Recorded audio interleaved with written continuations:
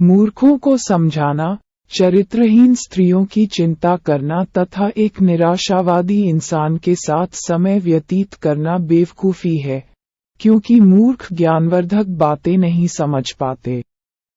चरित्रहीन स्त्रियां हजारों पाबंदियों के बाद भी अपने मन की ही करती हैं, तथा एक निराशावादी मनुष्य अपने मित्र को किसी भी मूल्य पर खुश नहीं कर सकता है। जिस घर में एक चरित्रहीन दुष्ट पत्नी, कपटी मित्र तथा कटुभाषी नौकर हो, वह घर सर्प से भरे स्थान से भी अधिक संकटप्रद होता है। ऐसे घर में न रहना ही बेहतर होता है। एक व्यक्ति को अपने संकट भरे समय के लिए धन इकट्ठे करके रखने चाहिए। यदि कभी उसकी स्त्री किसी संकट में पड़ जाती है तो इस संचित धन का मोह न करते हुए स्त्री को बचाना चाहिए। मनुष्य को ऐसे देश में बिल्कुल भी नहीं रहना चाहिए जहां पर रोजगार की सुविधा न हो, आदर न हो, शुभचिंतक न हो तथा अंततः शिक्षा प्राप्त करने के स्रोत न हो।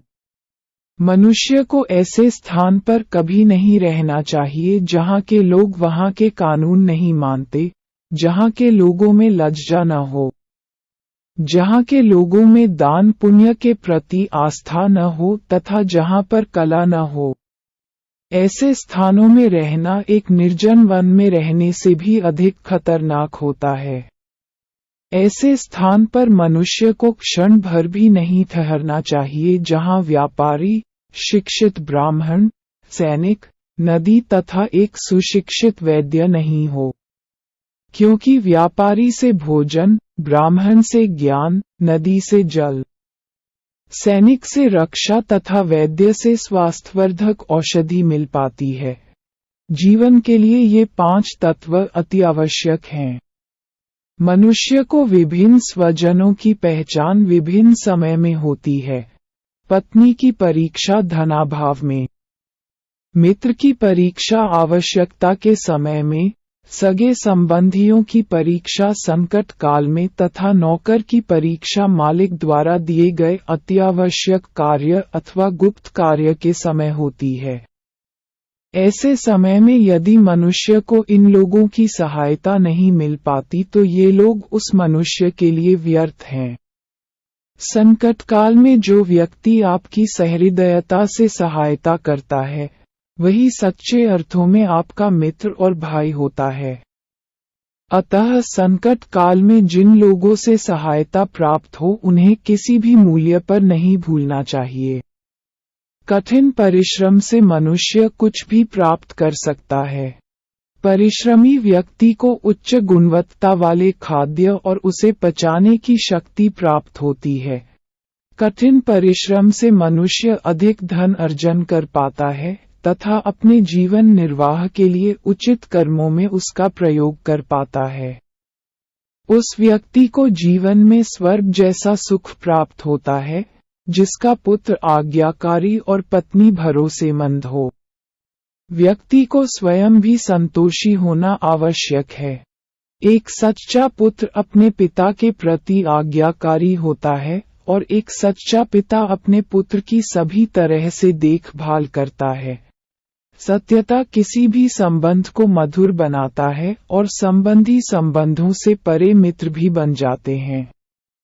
ऐसे मनुष्य से दूर रहना ही सही होता है, जो सामने मिथ्या प्रशंसा करता हो तथा पीठ पीछे हानि पहुंचने की नियत रखता हो। ऐसे मित्र विष से भरे उस प्याले की तरह होते हैं, जिसके ऊपर दुग्ध रख दिया गया हो। सभी पहाड़ियों में मणिमुक्ता नहीं होती, सभी स्थान घर नहीं होता और सभी घर आदर्श मनुष्यों के लिए उत्तम नहीं होता। सभी हाथी के पास गजमुक्ता मणि नहीं होती तथा सभी जंगलों में चंदन का पेड़ नहीं पाया जाता है। तात्पर्य ये है कि सभी मनुष्य आदर्श मनुष्य नहीं होते हैं। मित्रता अपने स्तर के मनुष्य के साथ ही बेहतर होता है। किसी राजा के अंतर्गत नौकरी सबसे बेहतर होती है तथा एक स्त्री को अपने घर में रहना चाहिए। स्त्रियां घर में ही सुरक्षित होती हैं। चाणक्य के अनुसार प्रलय के समय समस्त स्थल समुद्र के नीचे चला जाएगा, किंतु आदर्श मनुष्य के चरित्र में कई समुद्र एक साथ समा सकते हैं। अतः ऐसे मनुष्य बुरे से बुरे समय में भी अडिग रहता है। किसी बड़े परिवार से संबंध रखने वाला अति सुंदर नौजवान यदि अशिक्षित रह जाए तो लोग उसे ठीक उसी तरह नजरअंदाज करते हैं जैसे एक सुगंधहीन फूल को नजरअंदाज किया जाता है। कोयल की सौंदर्यता उसकी आवाज में, स्त्री की सौंदर्यता उसकी ईमानदारी, एक कुरूप की सौंदर्यता उसकी शिक्षा तथा एक साधु की सौंदर्यता उसमें निहित दयाभाव में होती है। एक परिवार को बचाने के लिए एक मनुष्य, एक गांव बचाने के लिए एक परिवार तथा संपूर्ण राज्य को बचाने के लिए यदि एक गांव का बहिष्कार करना पड़े तो इसमें कोई गलत बात नहीं है।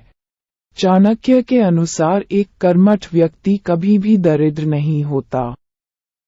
ठीक इसी तरह सदैव ईश्वर का स्मरण करने वाला कोई पाप नहीं कर सकता है, तथा शांत स्वभाव का एक व्यक्ति कभी भी झगड़ा नहीं कर सकता है।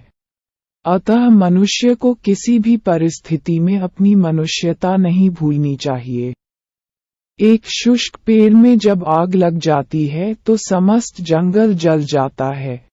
इसी तरह से एक नालायक पुत्र समस्त खानदान को तबाह कर देता है।